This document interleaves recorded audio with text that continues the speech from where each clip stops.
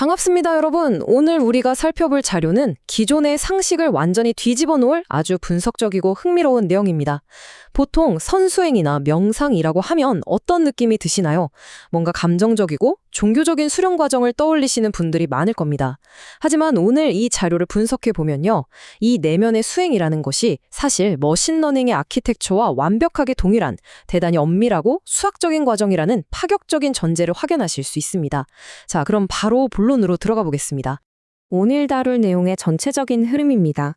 상태 전이 최적화 시스템을 시작으로 입력 데이터와 손실함수, 심리적 과적합과 정규화, 파라미터와 비동일시, 그리고 마지막으로 탈최적화 단계까지 인간의 심리를 인공지능 구조에 1대1로 매팅하는 논리적인 프레임워크를 이 5단계를 통해 차례대로 짚어보겠습니다.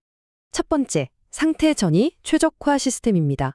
종교적이거나 신비주의적인 수사들은 전부 걷어내고 인간의 수행이라는 행위의 본질을 구조적인 차원에서 다시 정의해 보겠습니다. 흔히 우리는 명상이라고 하면 그저 마음을 텅 비우는 거구나라고 생각하기 쉽죠. 하지만 두 시스템을 나란히 비교해보면 이야기가 다릅니다. 이 과정은 본질적으로 내면의 반응 시스템을 재구성하는 것입니다.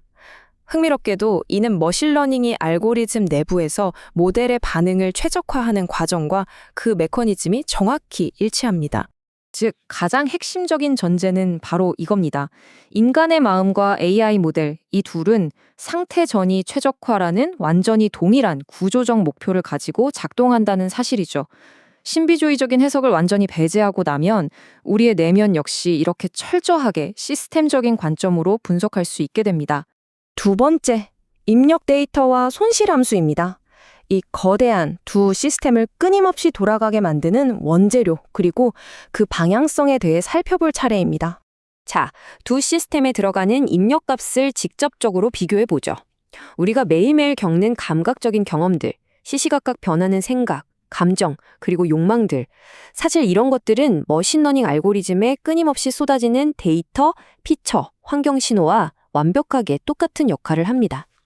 그러니까 우리의 평범한 하루하루가 사실은 우리 내부의 모델을 훈련시키는 아주 거대한 데이터셋인 셈입니다.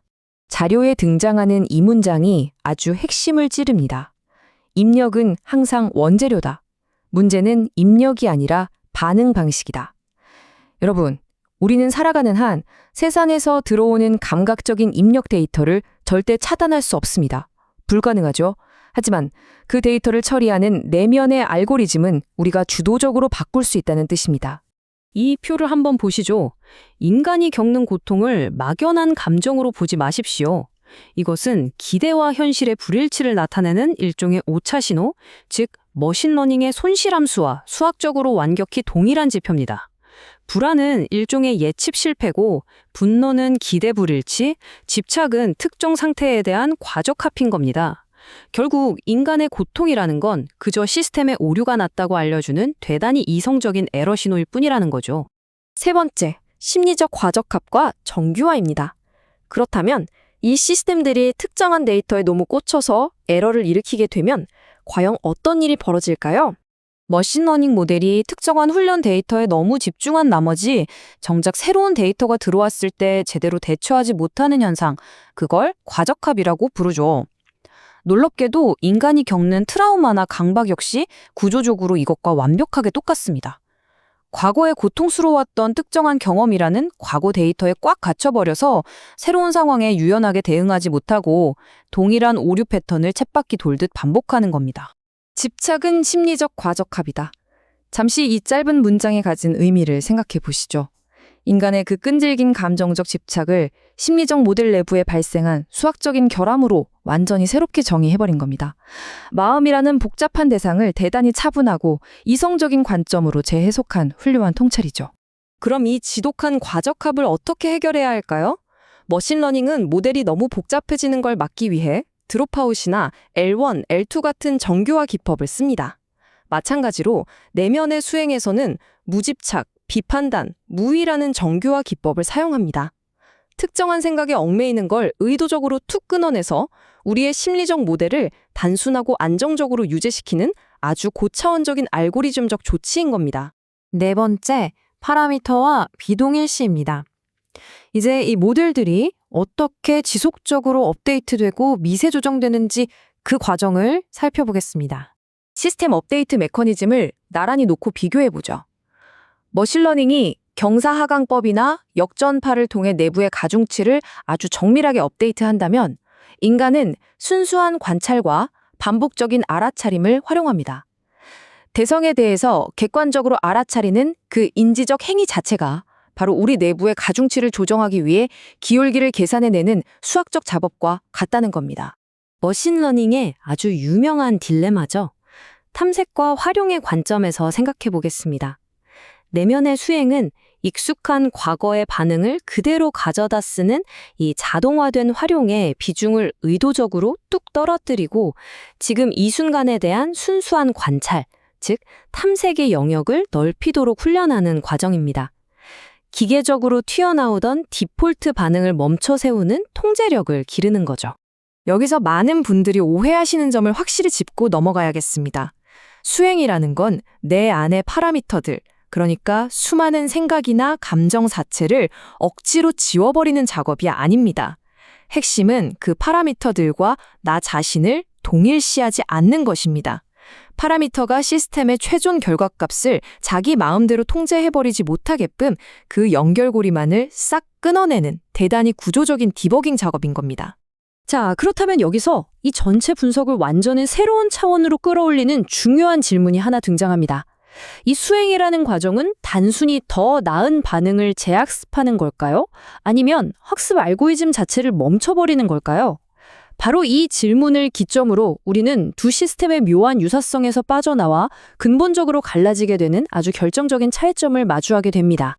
마지막 5번째, 최적화에서 탈최적화로 넘어갑니다. 인간의 마음과 기계, 그 둘 사이의 궁극적인 차이점에 대한 해답이 바로 2단계에서 드러납니다. 인간의 마음 시스템을 하나의 명쾌한 수학적 함수로 정리해보죠. 마음 시스템은 입력, 가중치, 그리고 업데이트 규칙의 함수입니다. 내면의 수행은 들어오는 입력값이나 기존의 가중치를 억지로 지우려는 게 아닙니다. 이 함수의 업데이트 규칙 그 자체를 근본적으로 바꿔버려서 끊임없이 돌아가던 자동 실행 모드를 완전히 정지시켜버리는 고차원적인 시스템 개편입니다. 수행은 반응하지 않는 학습을 만든다.